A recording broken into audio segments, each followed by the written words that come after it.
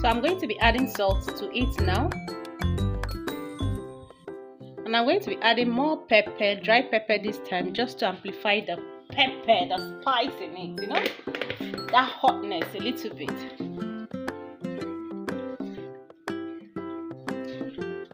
Okay, it's a bit warm now.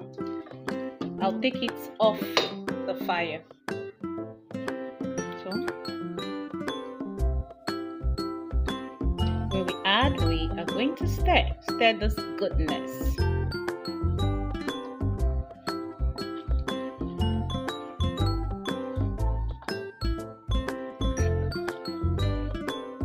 So at this point, you're going to test for your salt. Now you can garnish this food with otazi.